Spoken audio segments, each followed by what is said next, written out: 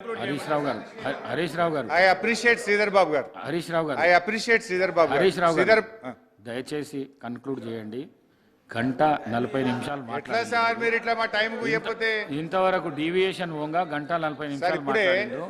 ఇంకా చాలా మంది గౌరవ సభ్యులు మాట్లాడేది ఉన్నది కాబట్టి తొందరగా కంప్లీట్ చేయండి ప్లీజ్ ప్లీజ్. సార్ ఇంకొక రిక్వెస్ట్ సార్ మీతోని, బయట మా ఇంటికి వెళ్ళి ఫోన్ వచ్చితే మా పిఏ చిట్టి పంపిండు. నేను మాట్లాడుతుంటే కెమెరా నాకు చూపిస్తలేరట, అటు మీకు చూపిస్తురట, అటు చూపిస్తురట. ఓన్లీ నా గొంతు మాత్రమే వినబడుతుందట. జర కెమెరా మాది కూడా చూపించండి సార్. గిట్లనా సార్? కెమెరా కూడా చూపియరా సార్? కెమెరా కూడా ఇప్పుడేనా? గిన్నెలో కూడా వివక్షనేనా సార్? కెమెరా ఓన్లీ మాట వస్తుందట కానీ కెమెరా నేను కనబడతలేనట. చిట్టి వచ్చింది ఇప్పుడే. అంటే 3-4 కెమెరాలు ఉంటాయి, నా ఫేస్ చూపిస్తలేరట. ఓన్లీ గొంతే కనబడుతుందట. కెమెరా ముఖ్యమంత్రి గారు లేకపోతే ఉత్తమన్న లేదా స్పీకరే కనబడుతుందట.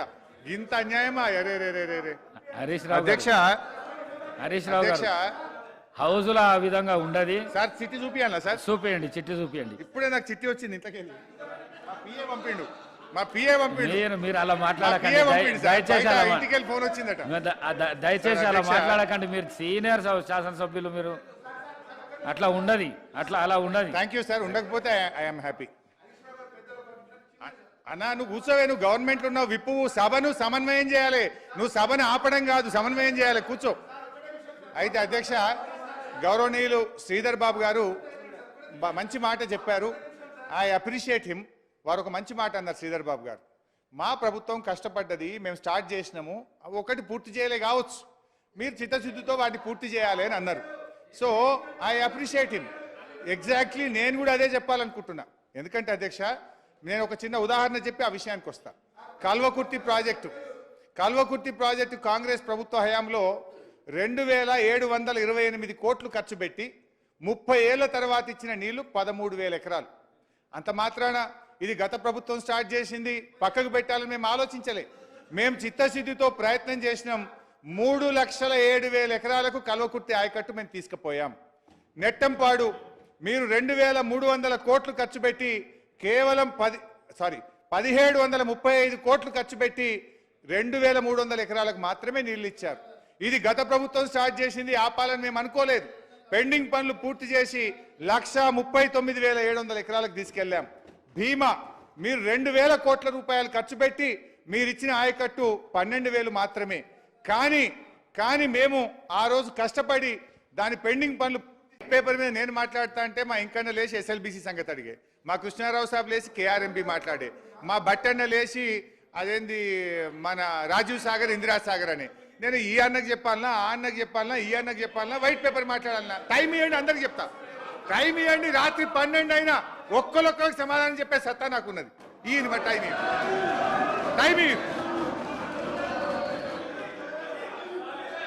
అధ్యక్ష. సార్, ఈ 3 ప్రాజెక్టుల ద్వారా ఇచ్చిన గోదావరి నీళ్లనే. ఒక్క నిమిషం. సీనియర్ శాసనసభ్యులు హరీష్ రావు గారు, మీరు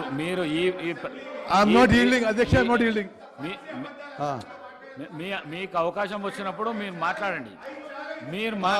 మీకు అవకాశం వచ్చినప్పుడు మీరు మాట్లాడండి.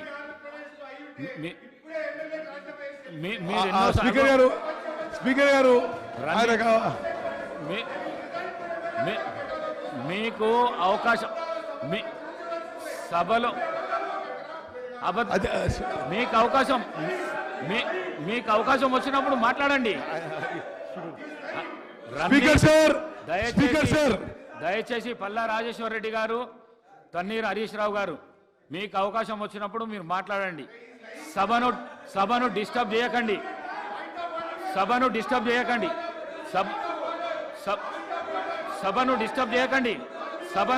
చేయకండి. మాట్లాడండి. Speaker sir,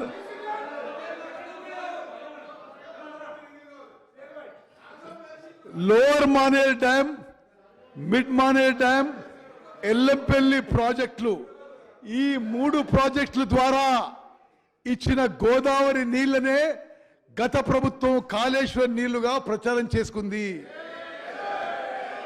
Devadula project number 2, గౌరవనీయులైన ఇరిగేషన్ శాఖ మంత్రి గారు కానీ, గౌరవనీయులైన ఇతర మంత్రులు, ముఖ్యమంత్రి గారైనా ఏదైనా మాట్లాడాలనుకుంటే నోట్ చేసుకోమనండి. నాకేదన్నా క్లారిటీ ఇవ్వాలనుకుంటే నేను మాట్లాడడం అయిపోయిన తర్వాత వాళ్ళు మాట్లాడితే అది బాగుంటుంది సార్. ఏమవుతుందంటే ప్రతిసారి మేము మాట్లాడినప్పుడు సడన్గా వాళ్ళు లేచి ఏదో ఒక విషయాన్ని, కొత్త విషయాన్ని మా మీద జల్లుతారు. నేను దానికి కౌంటర్ ఇచ్చే ప్రయత్నంలో ఏం జరుగుతుంది అంటే నా సబ్జెక్ట్ టైం అనేటువంటిది తగ్గిపోతూ ఉంది. ఇప్పుడు సబ్జెక్ట్ మీద మాట్లాడితే ఇబ్బంది లేదు, కానీ వాళ్ళు ఏం చేస్తున్నారంటే టు డీవియేట్ వాళ్ళు వేరే టాపిక్ని తెస్తా ఉన్నారు. ఐ సిన్సియర్లీ రిక్వెస్ట్, ఒకవేళ ఇంటర్ఫియర్ అయ్యేది ఉంటే ఇరిగేషన్ మినిస్టర్ గారినో, సీఎం గారినో, ఎలియా మినిస్టర్ గారిని ఇంటర్ఫియర్ గమ్మనండి. కానీ ఏ మంత్రి గారైనా, ఏ సభ్యుడైనా లేచి ఇంటర్ఫియర్ అయిపోతే ఏమవుతుందంటే సబ్జెక్ట్ మీద ఒక క్వాలిటేటివ్ డిస్కషన్ జరగడానికి అవకాశం ఉండదు. So I request sincerely through you the government, so please let them not interfere. నాది అయిపోయేదాకా కూడా దయచేసి ఇంటరప్ట్ చేయొద్దని మీ ద్వారా వారిని విజ్ఞప్తి చేస్తాను.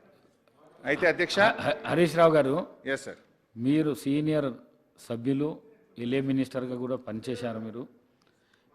మీరు ఇరిగేషన్ మీద మాట్లాడుతున్నప్పుడు ఇరిగేషన్ మంత్రికి, ఎల్ఏ మినిస్టర్కు, సభాపతి నాయకునికి అవకాశం ఉంటుంది, అది మీకు కూడా తెలుసు. వారు మాట్లాడమన్నా సార్, అదర్ దాన్ దట్ అన్న, వారు కాకుండా ఇతరులు వద్దన్న.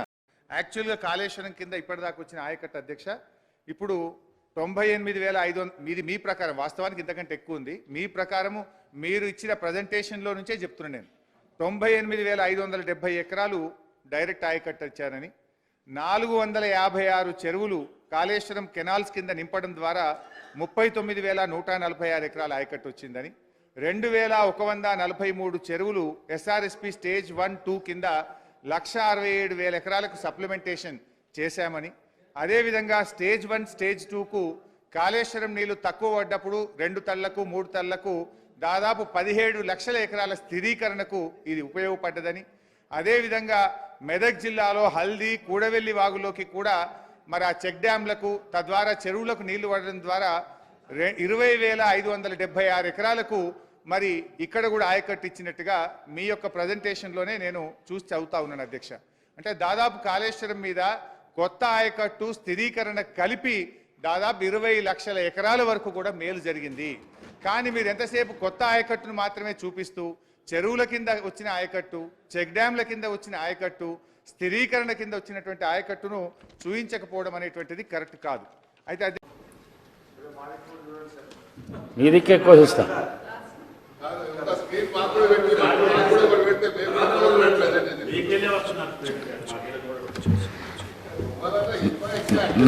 నా సూప్ అంతా హరీష్ రావు గారి మీదనే ఉన్నది.